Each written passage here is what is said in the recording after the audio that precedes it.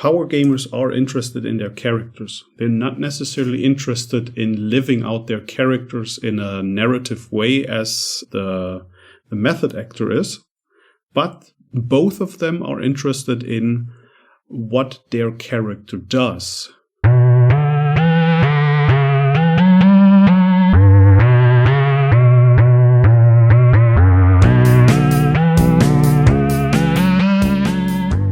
Welcome to the Encounter Table, where we discuss game design, dive deep into how to make your encounters interesting, and build encounters for you to use at your table. I'm your host, Ryan. I'm Ralf. And I'm Kade. And today we're going to talk about how knowing your players is valuable into planning your game, and really specifically how planning a game for a small audience can improve what you create. So this was a topic that I came up with now that we are kind of finally through those 6 different levers that we can use to make encounters interesting. When I had the realization when I was running a game, so when you run a role-playing game, essentially what you're doing is you're creating an artistic piece or a experience for a small group of people. In your average role-playing game, I think mostly you have between 2 to 6 players. Of course, there's always exceptions to that, but generally speaking, you have a group of people and you know who they are. Now, if you're running convention games, or if you're running it for people you found online and you're getting together for the first time, you might not have these tools. But if you talk to an author or an artist or a musician who makes these kinds of things, they would kill to be able to create things for that kind of an audience, because when you know who you're creating something for, you can tailor it to whatever it is that they like about the game. And that's a super powerful thing. So today we're going to kind of talk about what does it mean to know your players, because obviously you don't need to know every little fact about everybody to be able to do this. And then how do we use that information as we sit down and design a game? So I think to start off with, one of the things that we can talk about is how much do you find, Ralf and Kade, knowing your players influences your game? Immensely. I would say I run a game that I designed for a one-shot, very different than a game that I designed for a group that I play regular with, because I know the people. I know that certain situations I don't have to even bring up because they are not interested in. I know that there are certain things that I can do that will definitely get some traction. When you play a one-shot at a convention, you want to bring in some variety, that there's something there for everyone, because you don't know the players. So I'd say knowing your players is a great benefit for every GM. I'd agree, but I would also say that there are times when I like to challenge the players, not in a old school Gygaxian way, but in more of a I'm gonna put you in a situation that may not be something that I know that you often do in your games. And that wouldn't be the whole game. That would be just a short scene or encounter. But yeah, I think it helps a lot to know that you know the players. But putting up a situation where you say, this is something I know my group hasn't done for quite a while, will help bring in some new wind. This is maybe something they forgot to do because it never came up organically in earlier situations, or something that just never occurred to them. And when they are pushed a little bit more into that direction, that might help them widen their horizon a little bit. So, but again, you can do this because you know your players. And you can make assumptions about their reactions. And I would also argue one thing to remember is that you yourself are a player at the table. And if there's an experience you want out of the table, I mean, obviously it comes to you're always making compromises. Everybody is. That's part of doing any group activity. But I would guess that the thing that you're doing to push them, that's a little bit, that is maybe not their favorite thing or maybe not in their comfort zone, something that you want to be a part of the story or part of what's going on. Like, you're not just doing it to make them grow as players. You're doing it because this is a part of the game that you enjoy, and you are a player. Despite what some DM and GM sections seem to say about your role in the game, you are also a player of the game, even when you're running it. I know there's a distinction between what your jobs are, but you still are. And as a GM or as a DM or however you identify when it comes to that, you should be having fun running the game. Yes, you are creating something for other people. You're creating a story and you know who your audience is, but you are part of that audience. Don't DM something you're not enjoying, because then you're putting an awful lot of work into something that you don't want to do. And that's not good for anybody, unless you're getting compensated another way. I mean, maybe you get paid to do it and you're like, well, this is not great, but I'm making money, so I'll do it. And I would also echo Rolf's point of, you can push your players this little bit because you know who they are and you know, hey, this is something that they're not going to shut down, but it is something that we can like push the boundaries on. So the first bit is like, what do we mean by knowing your players? You don't need to know, your player's birthday and height and all those sorts of things. What you want to know, I think, are a few key things. And one of the things is, what do they get out of role-playing games? Why is it that they play? Because we all play for different reasons. One thing is, why are they at this particular table? I have played in several different games, and I want different things out of those games. I would also say knowing what is it they're interested beyond role-playing games is super helpful as well. And also, what kind of stories do they like? What is it that hooks them? I mean, not everybody plays a role-playing game for the story, but I think everybody experiences the story. And it is something else that you want to make sure that they're getting a chance to relate to. So when I say what is it that they want to get out of a role-playing game, there was this book by Robin D. Laws, Robin's Laws of Good Gaming. He chunked people into a few different boxes as to why they play role-playing games. Now, I'm going to start off with saying, and he acknowledges this in the book, these are not the only possible reasons that somebody would want to play.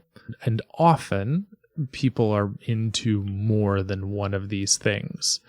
I'm going to talk a little bit about the different categories that he talked about and explain what each of them means. And then I think we can talk a little bit about what we think that means the person would want from the game and what kind of experience would be interesting to this person. And then I think at the end we'll mention anything that we think is kind of missed or not necessarily in his list. So the first one he talks about is the power gamer. And when he talks about the power gamer, essentially he's talking about somebody who is really interested in the game part, really interested in optimization, really interested in knowing the best way for his character to function. I can relate to this because I came from role-playing games from video games, so this is always something that is interesting to me. How do I make the best thing? I look at a system and I say, what's the best possible thing I can make in this? That's not always what I choose to make, depending on the game we're playing and the context, but that is definitely a light bulb that clicks in my mind as I'm reading a role-playing game. What do you guys think the power gamer is after? What kinds of things do you think the power gamer would like to experience at the table? I think the power gamer wants to experience two very different things.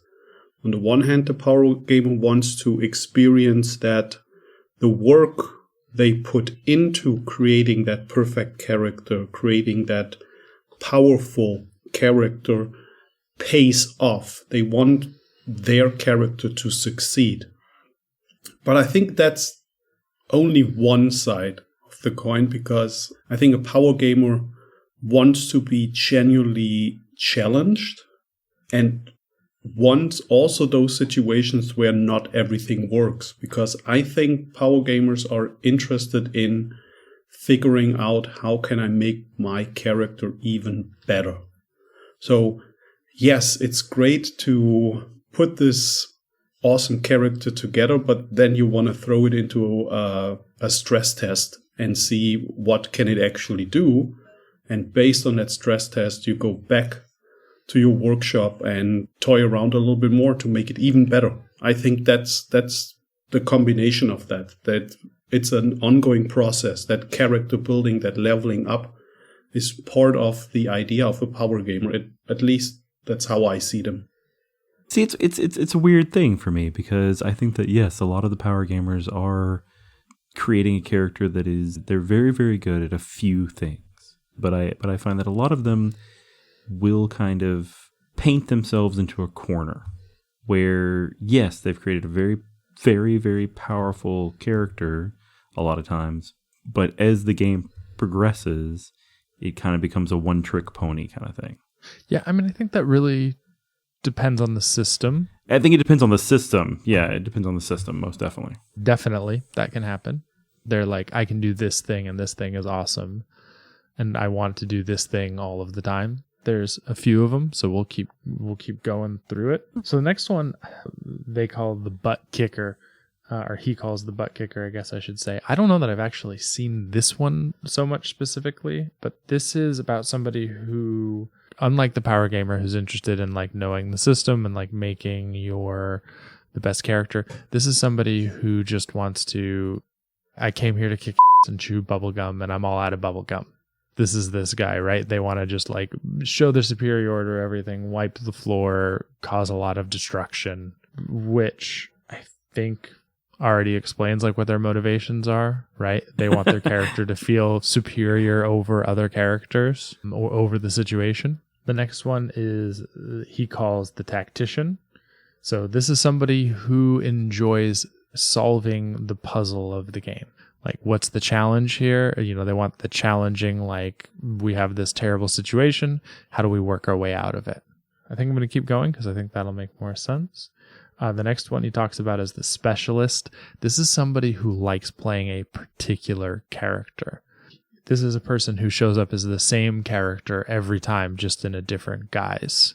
His example is the people who want to be a ninja, somebody who shows up as a ninja every time, whether that means they're a rogue in one game and then in another game they're, you know, a thief, or somebody who wants to be a wizard every time. The method actor, this is somebody who is really all about being their character, who wants to portray their character in the best way they can. The storyteller, this is somebody who is not necessarily as interested in their own character, but is interested in the story as a whole and how it goes. And then the last one he calls the casual gamer. This is the guy who is, or girl, who is showing up because these are my friends. I enjoy sitting at a table and playing a game with them, but I probably wouldn't do this if they weren't here. And like, they're here to have fun with their friends, not necessarily because they love the role-playing game or they love the story or they love any of those things. So do you think they missed anything? I mean, again, these are not the only possible reasons that somebody would want to play. And often people are into more than one of these things. I'm sure there are examples out there, and I could probably think of a few where I'm like, oh yeah, that person, that's what they love about role-playing games. But even then, usually there's other parts that they enjoy and that they engage with. I'm totally about, especially if you give me a system like D&D, I would definitely say that I am a power gamer in a game that encourages me to be a power gamer. In a game that doesn't, then I'm not necessarily.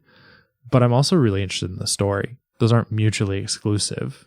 Yeah, I want to be good at my one or two things and exert my will, but also I'm really interested in which way the story goes. Well, I think that the categories would almost be better as one of like a personality chart that has like the little, you know what I'm talking about, that has like the bubbles on it where it's like you're this much of this and this much of this one kind of thing. I think that a lot of people have a mix of all of these. There are definitely people that I know and people that I've gamed with who lean stronger towards one of these categories.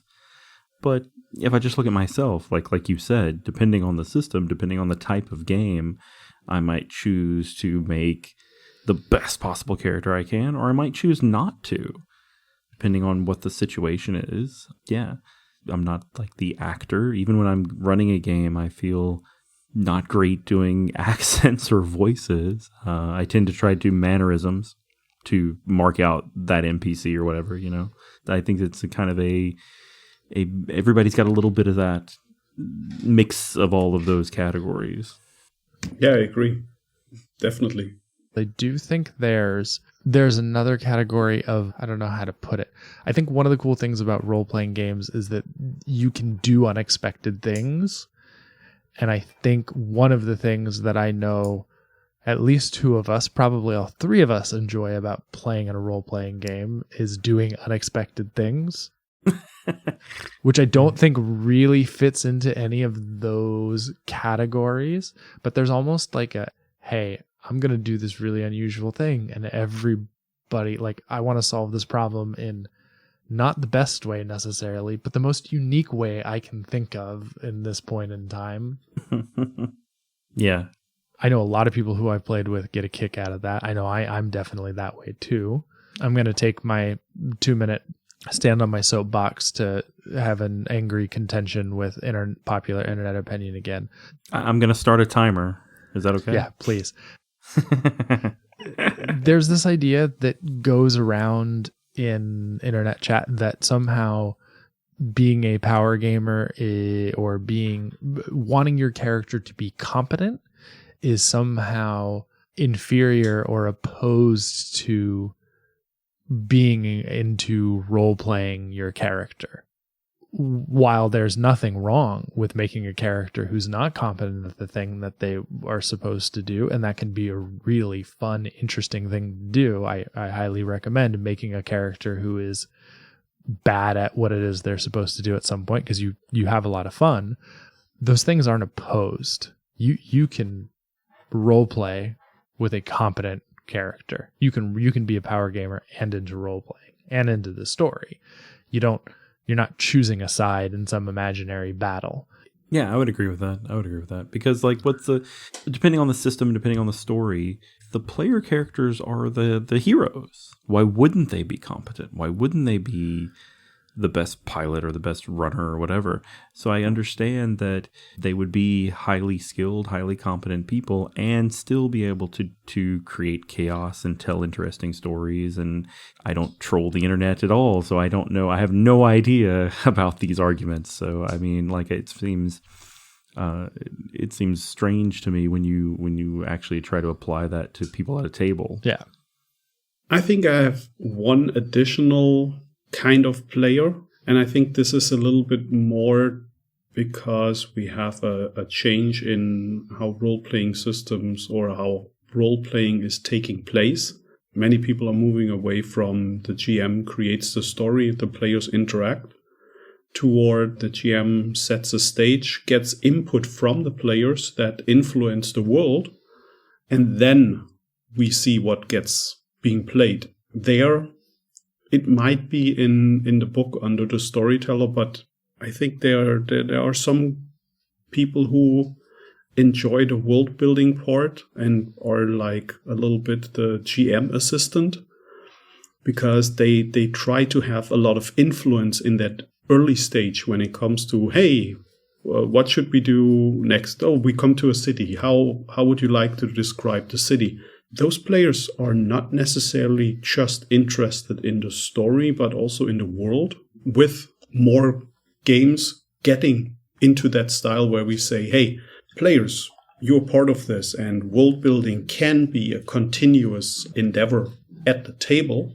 We create that extra role. Some people really like it. Other people would rather sit back and see what the other people at the table create, which is also fine. Yeah, and I could see what you're saying in terms of, like, being interested in the world and being interested in the story are two very different things. Oh, yeah. I've read a number of books where I'm like, this was a really cool world. This was a terrible story. Yes.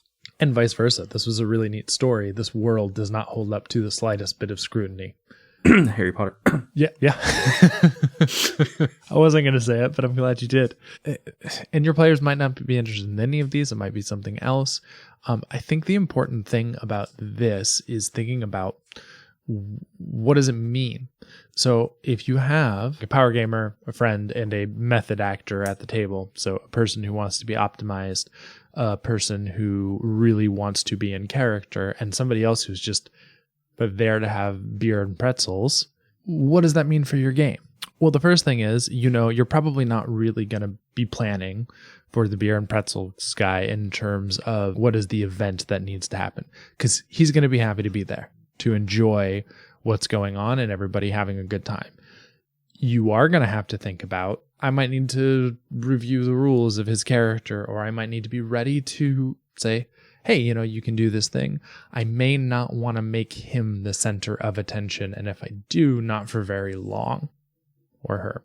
With the power gamer, you probably want to make sure that there is, even if they're a one-trick pony, you want to make sure that there's an opportunity for that to shine. Or if there isn't an opportunity for that to shine, that's a major part of the story. That it's not just like, well, I guess you chose wrong. It's like, oh man, we're in a situation where you can't do this thing. How are you going to get out of it? Because the power gamer, right, has that, I would say, that kind of superhero fantasy of like, I want to be the best. And when is a superhero story interesting? When they run into a challenge that they have to do in a roundabout way. And then what about your method actor? Make sure that there's a social encounter in maybe not every session, but that you're including that. If you have nobody who's interested in their character, or that there's opportunities for the characters to sit and talk. If you don't have anyone who's super into their character, you're not going to want a campfire scene necessarily, where it's just the PCs. Your players are going to be, if you have three power gamers, they're going to be like, why are we sitting around talking to each other? I want to get to the next fight. But if somebody's a method actor, or there's two in there, like... This is the scene where we compare swords. Yeah, this is the scene. Whereas if you have two people who are into being their character, like, they're going to want those opportunities. Here is where I think the bubble thing comes into play. Power gamers are interested in their characters. They're not necessarily interested in living out their characters in a narrative way as the method actor is. But both of them are interested in what their character does. For a GM, it might be, and here it comes into play that I don't just know what type of player they are, but also what personality the player actually has. I might get them into a situation where the method acting somewhat rubs off onto the power gamer.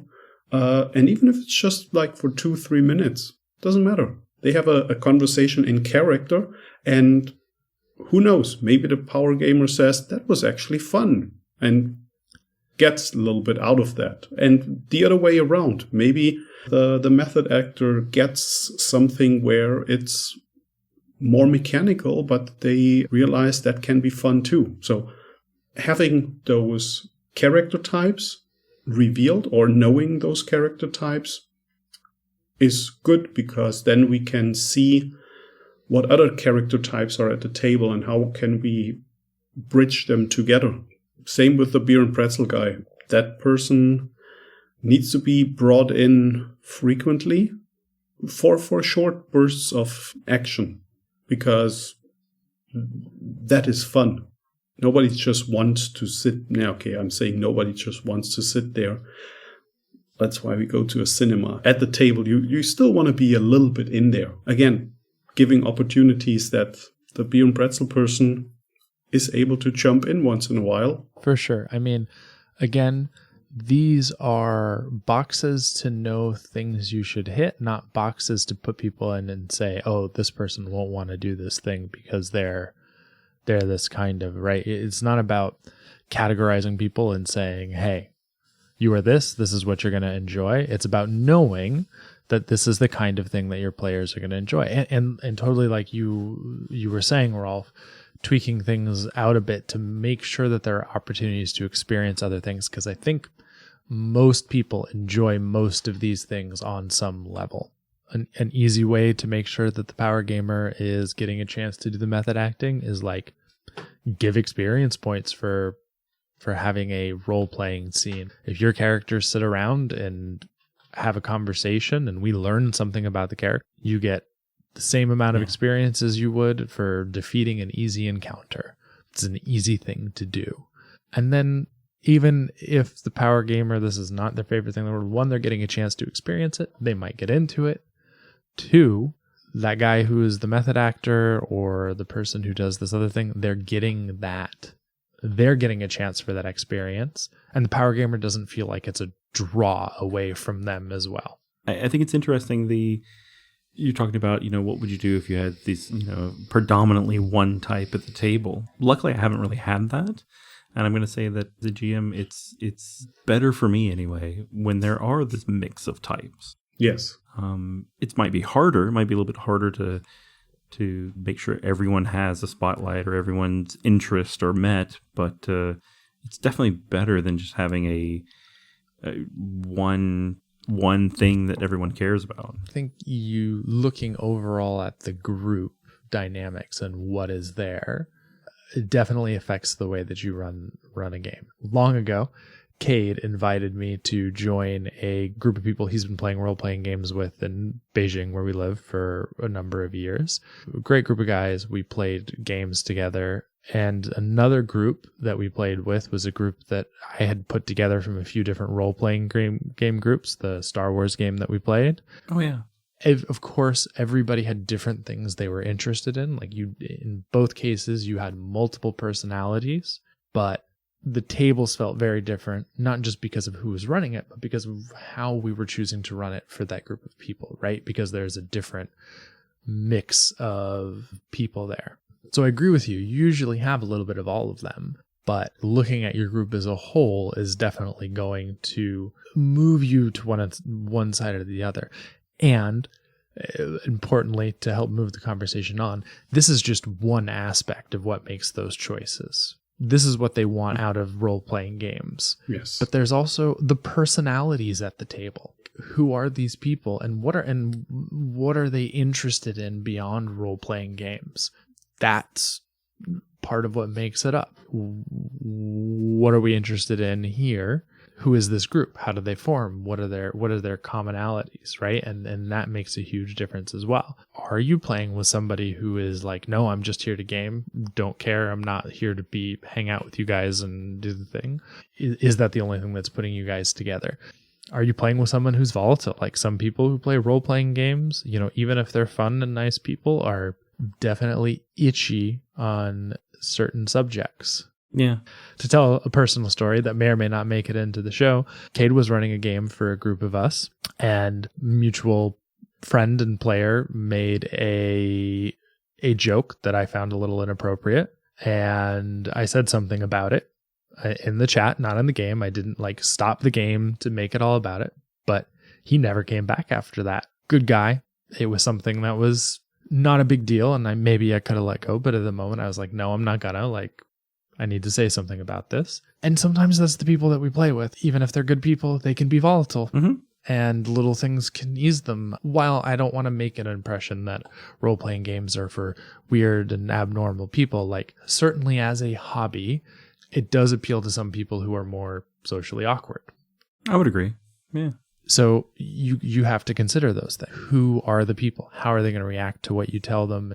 One of the things I'd like to say is that because of the situation that where we live, I think we tend to hit a broader variety of people, both from the countries they're from, their outside interests besides gaming, their age, luckily gender a lot of times, or Sorry, I'm going to interrupt you for 1 second just to elaborate on that, because while the three of us understand very well what you mean, somebody who's listening may not.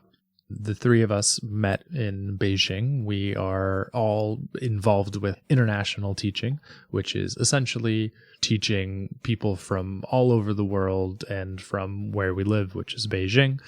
So part of that is being involved in an international community. So a lot of people that we tend to associate with, or I'm making some assumptions here. You tend to make your friend circles through school and school functions and work related things. And a lot of those people are other international school teachers or people who are married to them, all of whom are from all sorts of places throughout the world. Exactly. But my point was, I think we're in a pretty lucky situation where we have gamed with a variety of different people. That is, I don't think, is the norm for a lot of people that are in gaming in a lot of places. And because of that, you do get these volatile players or people that don't know. It's not etiquette, but table etiquette. They may not know these assumed ways of treating people at the table or how acting, things like that, or they may not even have the same assumed ways of interacting with other people. Exactly. Like one of the things you deal with living abroad is the way what respect means is not the same for every place for a variety of reasons. Yeah. And here is where you really wanted to go with this whole point. We wanted to point out that safety tools are very, very important. No matter how long you know those people, it's always good to check back with some safety tools and have something ready in case somebody drops a comment that nobody was prepared for. So, yeah, safety tools. And this goes back to knowing that goes back to knowing the players, like you were saying. If you know the players, you know the people, you're going to know that, no, I'm not going to run this kind of game because it will touch on topics that they might find uncomfortable. And honestly, safety tools are, to a certain extent, many of them, I would say, are about getting to know each other. Oh, yeah. Oh, yes. If you look at something like lines and veils, these are the things I'm uncomfortable with. These things I do not want in the game. These things I'm comfortable with us approaching, but I don't want to experience it. Safety tools don't make you necessarily explain yourself, which is good, and I'm not saying that they should, but if you get into a situation that somebody's uncomfortable with, you want to know that. You don't want to make them uncomfortable. So yeah, knowing their personalities, knowing how they behave at the table, knowing their interests outside of it is huge too. I was running a game not recently, but the campaign that I'm currently running, I created a music puzzle. I did that because one of the people in my game, who was in the game at the time and unfortunately was not there for the puzzle, is a music teacher. And another one, he plays music. And a third one likes to sing and is able to carry pitch pretty well. And so they're all interested in music. So I could create a simple music puzzle. That was super enthralling for them. If I did that same puzzle for some of the other groups that I've run with, I don't think people would be very happy with me. And that's about knowing what are their interests outside of gaming. And you can bring those things in. That's one of the great things about role-playing games is that it is not limiting in any way, shape, or form. But what do you do as the GM when the regular group you play with is interested in sports and scotch, and I'm not interested in either of those things?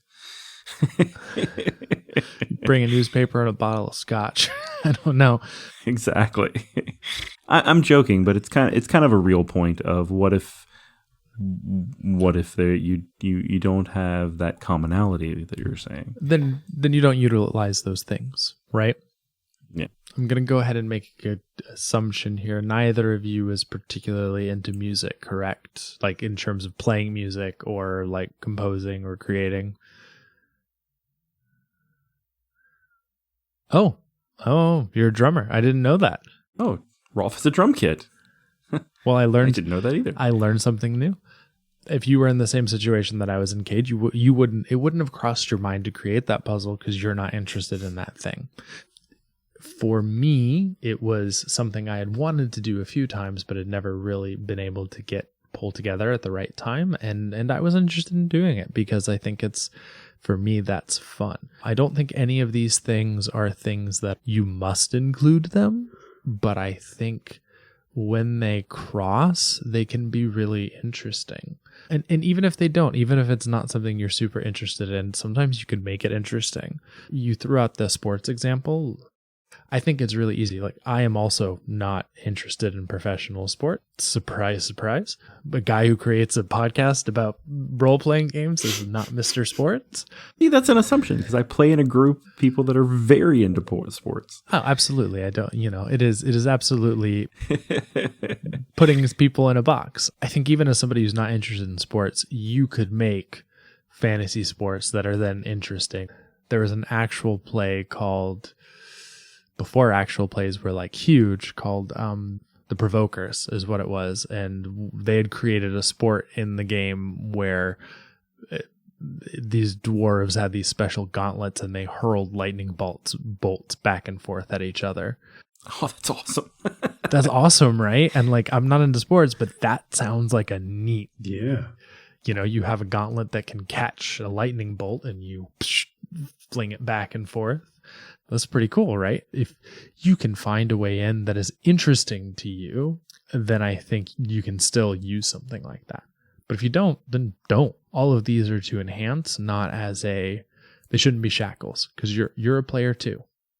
Okay, everybody at your table is interested in sports. You're not.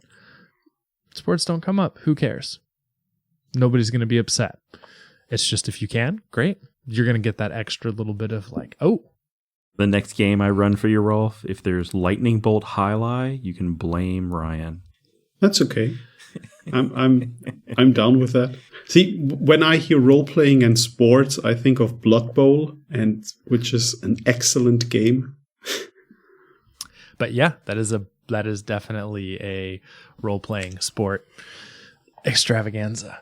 So then the last thing I would bring up in terms of knowing your players is, what do they want out of this particular game? This comes up at session 0, but why you're playing this particular game is not the same. Even the same player from game to game is not getting the same things out of each game. Yes. I run a game that is theoretically monthly, although we haven't played for a year due to some pretty big personal life changes. But hopefully next month we play that game, or the players in that game are all letting off steam. That's what we do. It is wild and silly and outrageous. We tried to do a serious thing. Nobody enjoyed it in the end. And that's fine. I'm not trying to say this is good or bad or whatever. But people are there to let off steam. They're there, have a few drinks, act a little ridiculous, roll some dice, have fun. They won't remember what happened the next time we play the last session. They'll remember their characters and little bits as I remind them at the beginning. And that's one reason to play a game. I want to hang out with my friends and be ridiculous and have fun. Mm-hmm. I play with another group. We play every other week. We have a interconnected story that's going over just a year now. We're like 30 or almost 40 sessions in. And yes, it's not serious all the time, but there is a big overarching story that they're working towards, that they're interested in, and that they're making decisions that impact the world and that do different things. As a GM, because I'm not playing any games right now, but as a GM, I get very different things out of both of those games. It's not that, this is the better game. It's, I get my story, my like GMing, honing my GMing skills, my gaming out of one game. And the other one, I have a great time and I get all sorts of wild stories.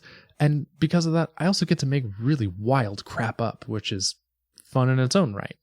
So I was in a twice a month, if we're lucky, if we can work out our schedules, Numenera game, basically strangers, and they're not strangers now, but 8 months ago when we started, they were complete strangers. The person running the game I was playing, which was fun because I don't play often, and I had made a particular tank kind of character, not a type of character I usually play, and I was having a great time, and it's a huge over like every thing that the players do connects to a larger world, which is like now we were getting ready to, you know, help a state have a revolution against their leader kind of thing. Like, it was a huge epic type game.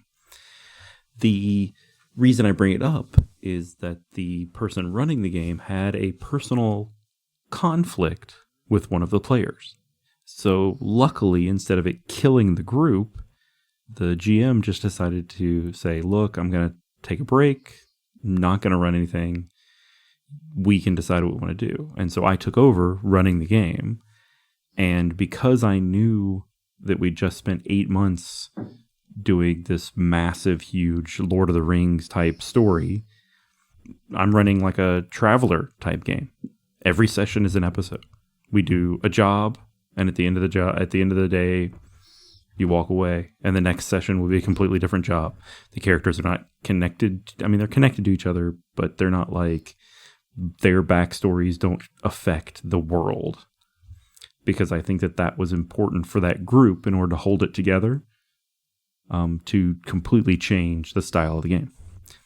I'm going to throw in our long-standing group, because we do something which is really, really cool. We change frequently the game system and the GM, which is also very awesome, because everybody gets to play. Not everybody runs games, because not everybody is comfortable as a GM, but we have, out of the group is 6-7 people. Out of them, we have 3 or 4 running games, which is great. And we had some very, very different games just because we changed the GM.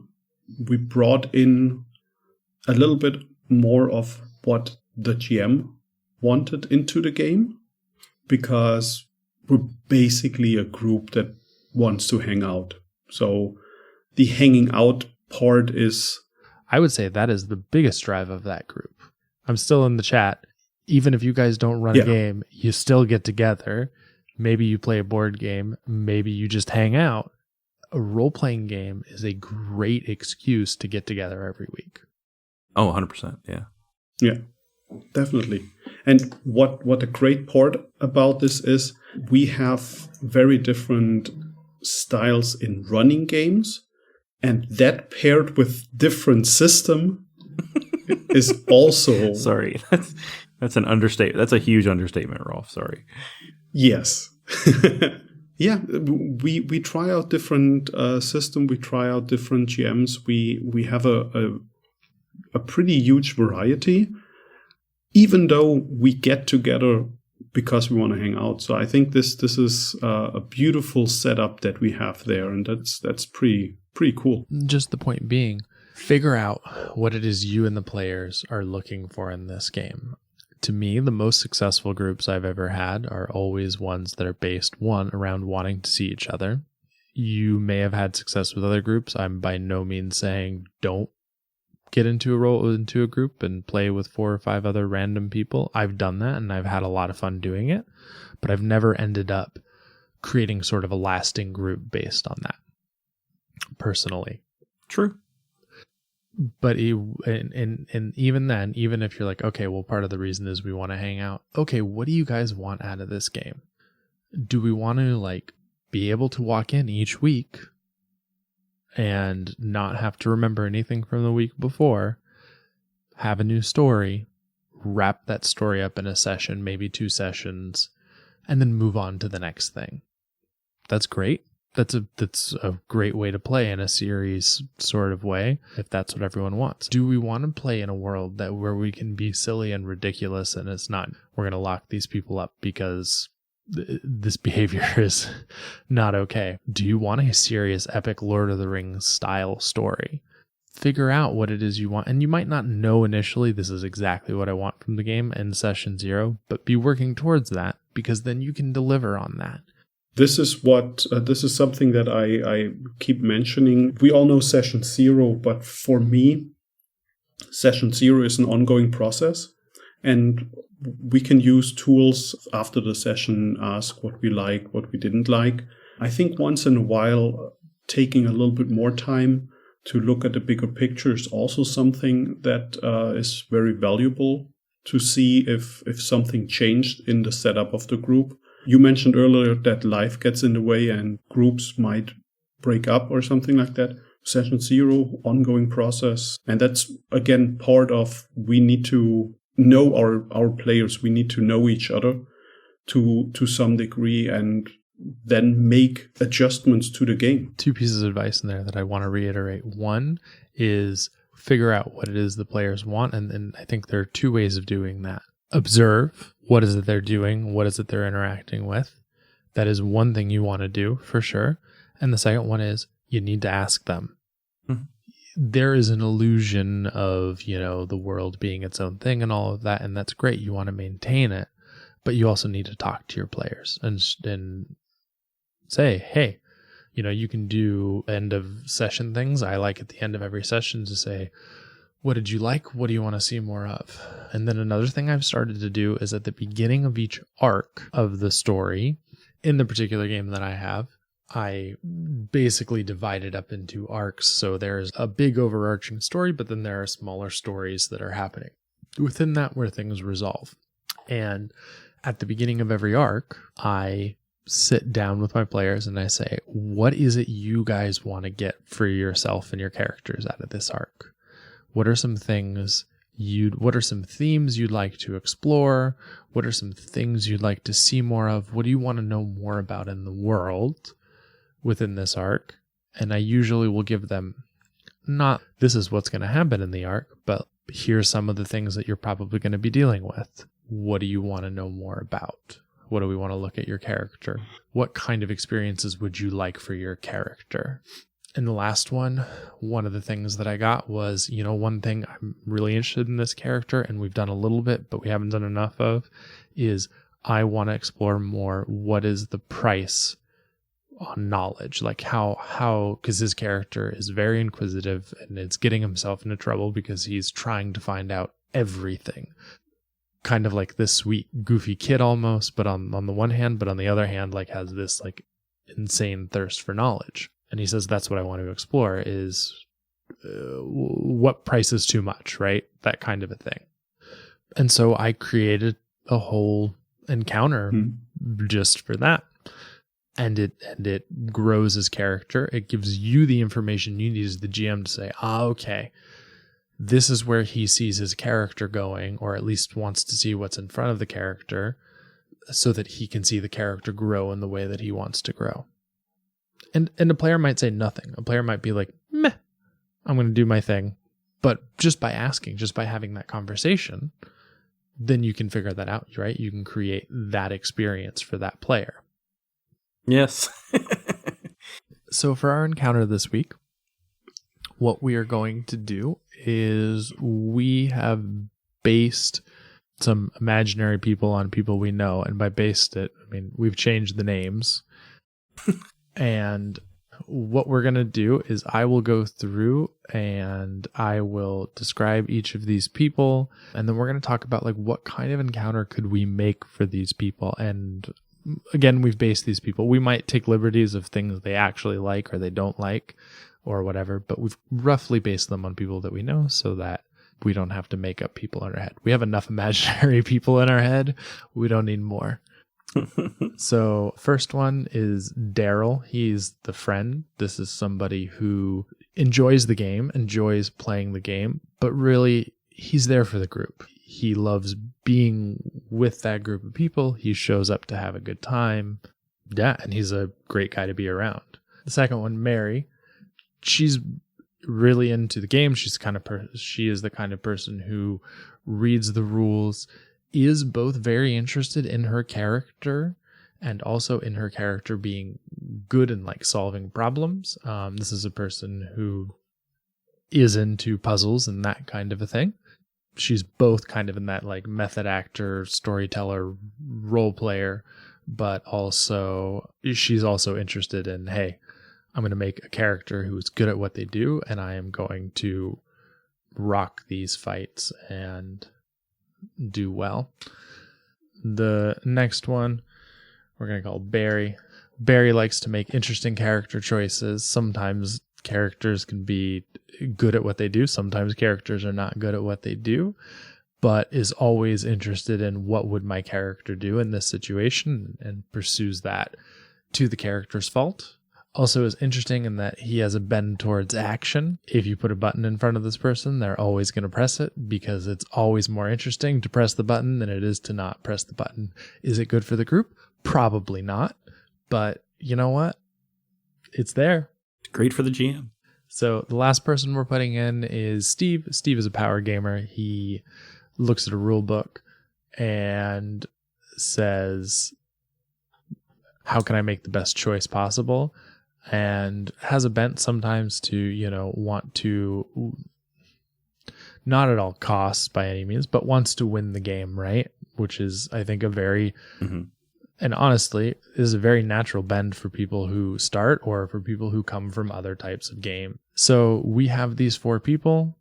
Let's think about an encounter that would be interesting for all of them. For me, I would start with what are the commonalities? Like, what are the threads we could pull out? I see between Mary and Steve, we could say we want something to be a challenge, right? We want like a tactical, not necessarily a tactical situation, but something that they have to think through to get to the end. I think interesting here would be that we have the option that the power gamer might go by default, but it is somewhat clear that it's not necessarily the best option. So we might have that little conflict of, am I doing what I used to do or am I trying something else?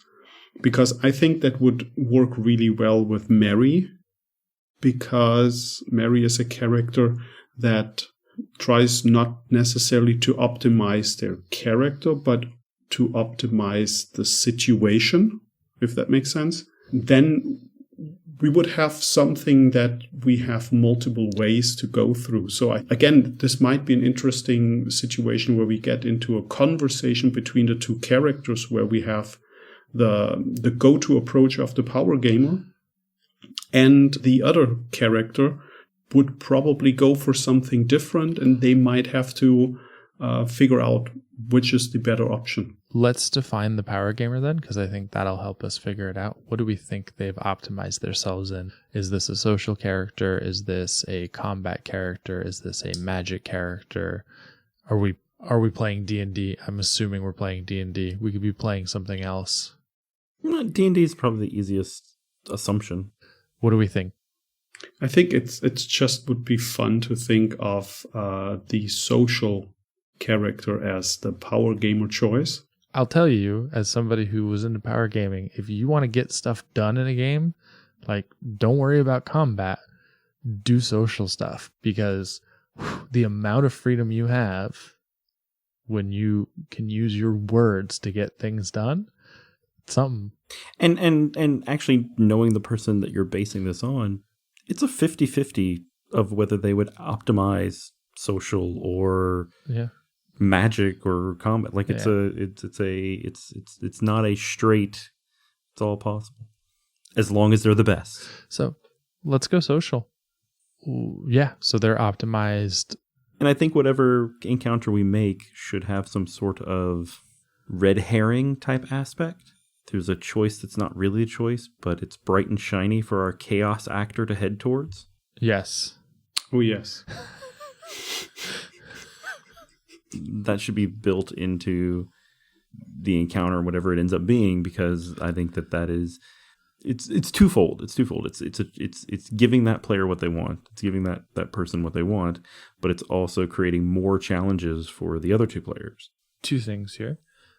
So it's a social encounter. We want to make the choice the power gamer normally goes with. Is it an assassination at a wedding? Not necessarily the most not necessarily the most optimal. We also want to make, well, here's what I was going to say about the red herring. Because the other thing this person is interested in is their character choices. What if the red herring wasn't so much, oh, it's shiny and I'm going to press the button, but what if it was some kind of vice for that character? And assuming at this point this is a thing that the character is trying to work through. That could be a really interesting thing to have. Let's say we're at a point in the story where this character is working towards, I'm going to go with like alcohol or drugs because that's the easiest thing, but let's say it's drinking and they're trying to cut back, but there is an open bar at this place. That could be our shiny thing for the Chaos player. On the one hand, there's an interesting character choice of him trying to resist this, but then there's also, if you have a character like that, I imagine what happens when he starts drinking is the red button effect of whatever chaos they might do. I don't know. That's just one option, though. We don't have to do it. It's an excellent Yes. And I think this also allows for some environmental hazard to build up, if we can put it this way in a social situation.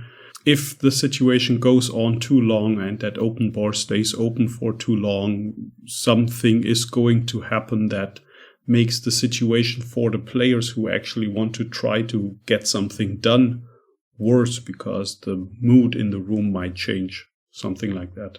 And maybe we could even flip it a little bit if we wanted to bring in that tactician, or maybe it is the character can't handle alcohol, but they're in a situation where they have to drink for whatever social etiquette reason. That might be an easier thing to pull off. And so you're like, each time that they sit down with a group of people, and if they take too long to take a drink, let's say they're in some kind of negotiation. This is what it is. And as part of the culture of business negotiation here, part of it is everybody drinks. And the character choice of one of the character choices, which is, I could totally see this person choosing that their character cannot handle alcohol. This is a thing that could come up. So you're in the situation where, well, they have to drink some, or it's going to be really hard. But we know if they drink too much, things are going to get messy. Yeah, that's good, actually. I like that a lot. Which leads into the power gamer, the social power gamer is able to use their specialized skills, and the tactician might be trying to help out with the negotiations by creating additional advantages around it. If the power gamer has gone the typical power gamer optimization, drop your lowest stats, bump your highest ones, there's a good chance they've left out Constitution. So I think the power gamer is in the same boat of, yes, my biggest strength is here, but also one of my weaknesses is going to be a problem. You could have them doing the same thing where like, but as you drink, the more you drink, the sloppier you get, and the harder it is for you to coherently make the point that you want to do, because probably they have a low Constitution score. And I would say that a great almost a gimmick in the thing is that the chaos actor Barry, you call them, yeah. in Barry's choices has somehow created a negotiation situation where the drinks just keep getting stronger and stronger. Yeah. Sounds about right. Like every round, they've the alcohol content has gone up and up and up. The other thing we have is the person who's kind of into, Mary is also into like method acting and role playing and all that. I think you could set up, like, especially in D&D where you go to different towns all of the time, I don't think it would be too difficult to set up a negotiation drinking culture where that's part of what happens. Oh yeah. Here's the, you could make up a backstory, there was a negotiation a long time ago that went this way, or like, but maybe literally the way the negotiation works is there are rounds of negotiation and people put forth offers on either side. And when they disagree, they take a shot. They finish their drink and something stronger gets pulled out. The idea is that the drunker they all get, the more amenable things are. And so by the end of the night, they'll agree. They have to agree. That is great. I want all negotiation to be like this now. I know this is This is sometimes escapism, right? Why can't my contract negotiation go this way? Yeah, that'd be great. Okay, so then we have that. I think that creates like interesting. The tactician, I think, in this situation, knowing that they can't change the way negotiation works, might try to work some magic in the background to get some additional information, to get additional things set up. So I think that might be something where we could have a short split of the party, where the tactician might do something in the background. I'm pretty sure the tactician would be totally into that, because that is pretty exciting. And it could also be you start with, you have this information before you go into the negotiation. There are different variables you could influence one way or the other. Maybe you could try and change different alcohols that come out, or you could offer, you might be able to make some choices into what are the factors that they can influence before and during. I think we're mostly there. The two things I want to capture is, what are we doing for the friend, the guy who's there for Daryl, and do we want to go back to, or did we capture the whole, well, if the power gamer chooses their normal approach, it's possible, but it might not be as effective. We did not completely achieve that for the power gamer. It looks like it will end up in this situation unless the tactician actually comes up with something that might even circumvent the whole negotiation, which would also take away the opportunity for the chaos player to get a little bit too carried away. There might be something where we could start with the negotiation and might have some sort of backdoor open that the tactician needs to find in order to cut the negotiation short. Make sure that it happens before we get too deep into it. I think you could set it up with what we have. So what if the literal way it worked was, okay, the first party gets to put an offer on the table. The more changes they ask for the negotiation, the more they have to drink. Something to where using their power, using their strongest power, like we don't necessarily stifle it, but you're going to ask for 3 changes on here. Roll. Yeah, you get your 3 changes. You're taking 3 shots. That is a great idea. Like, make 3 constitution saving throws. And then subsequently things get harder, right? And if you fail, I know we're creating this very specific thing and it gets a little weird. It'd be hard to explain. This is one of the stories, world things that don't hold up to any scrutiny, but literally to gamify it. So round 1, this is what you're drinking. The right. more things you ask to change, I like that, the more shots you have to take. Round 2, you're going to drink something stronger. So I can ask for 1 thing each round, but slowly life is getting worse to get to the goal of what we want. Or I can ask for a lot of things at once, but I'm going to blow my steam real quick because I just had to make 5 DC 10 Constitution saving throws, and each failure means I'm losing 1 on my charisma, or I'm losing 1 on my persuasion skills, or whatever. Would that fit that niche, or would it just add unnecessary complication? I think it's fun, yeah.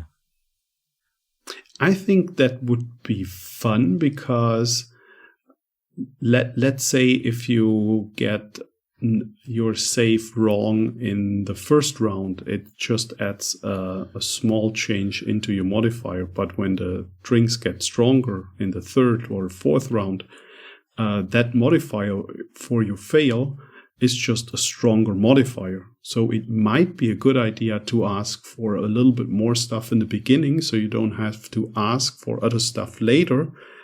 But if you roll bad from the beginning, it might already add up to stuff later. So there is this part where you could try to figure out which is the best course of action. When should we stop asking for changes? Because now it gets a little bit too difficult to ask for something. I think this is something the tactician would definitely enjoy. Anything that anything where you've set up the rules to the challenge that could be exploited or manipulated in some way. Yeah. Well, and that there are rules to a challenge, right? That the lines of engagement are really clear, so you know what decisions you're making. Yeah. As you make it. You know, everybody is drinking, so everybody's making those saving throws regardless. And then also I think the more that you drink, the more agreeable you become. So when they ask for stuff, you lower your... That sounds great. Easier for them to get things from you, but they have the similar rules or something. That's a whole game that we just wrote. Oh, yeah, that's true. We could put that on itch. We could just... With their own mechanics. The negotiation game to be played with or without alcohol. But we still have Daryl at the table, who is not part of the group consideration yet. So I think this encounter is going to work for Daryl because Daryl knows what it's like to sit at a table and drink. I think there's going to be like opportunities for comments and spotlight if they want it. Like, I think this is going to be a very fun encounter for anybody in terms of this is a great time for me to just say some There's interaction between the two sides of the table outside of the negotiation as well, trying to get information from each other as the group. You know, everybody has to bring an entourage. So you could be talking to individuals, you could be finding. So it's like a whole very formal sort of a thing. And that's how you get information, right? You're like, your buddy, who's not the negotiator, is like, yo, you know, you on the left there, what's your name? Blah, blah, blah, blah, blah. So I think that makes it an interesting thing for the friend to participate in, but not necessarily a requirement. Daryl is not the person who has the most responsibility, but by being there and just taking part might stumble upon stuff that is helpful. So this is an easy way to have them roped in. Also, I think Daryl, if you compare it with combat with high hit point opponent, Daryl gets bored at some point because combat always looks the same. And after the 6th round of combat, Daryl is just, yeah, okay, I rolled those dice 6 times now. But when the rolls change because everything changed because people have to drink shots, then every roll is different because every time it changes. It's still the same action. You still shake your dice and roll them on the table, but every time it's something different. And I think on that level, that would also work for Daryl. All right. So I think we've created certainly an interesting encounter. I think one that would meet the needs of all of these players, knowing them personally. Like, I think all of them would find this encounter both entertaining and hilarious, which it should be. This should be a hilarious situation. I think we're meeting each of those needs to some extent. Huh? Yes. Cool. So we'll get into the box tech session here in just a minute.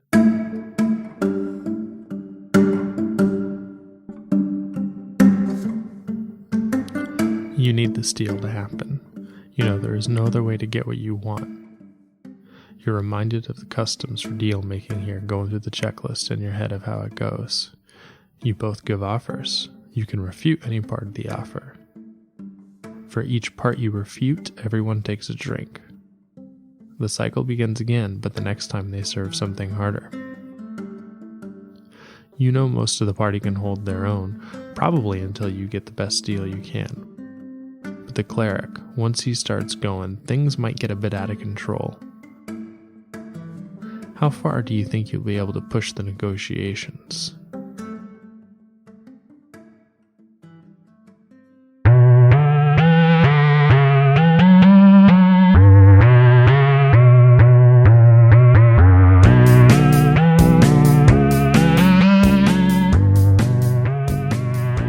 Thanks for listening to The Encounter Table. If you like what you hear, please subscribe to the podcast, leave us a 5-star rating and review on Apple or your favorite podcatcher, and share us with your friends. We love to hear from our listeners, so please comment on the podcast on our website at www.tabletop-rpg-encounters.com. Find us on Twitter at TTRPGEncounters or on Facebook at the Tabletop RPG Encounters page. If you'd like to support the podcast in a monetary way, you can visit our Patreon at www.patreon.com/the_encounter_table. If you want to buy any of the games we discuss, use our affiliate links in the podcast description or the affiliate links on our websites. This helps us find cool stuff to review and talk about. The music accompanying our box text is Turning to You by Blue Dot Sessions. You can find their music at sessions.blue. You can find Ralf on Twitter at WooDaRPG. That's at WUDERPG. Or buy some of his games at woodarpg.itch.io. Kade is a real person you can't find on the internet. And remember, keep playing, keep designing, and always check for traps.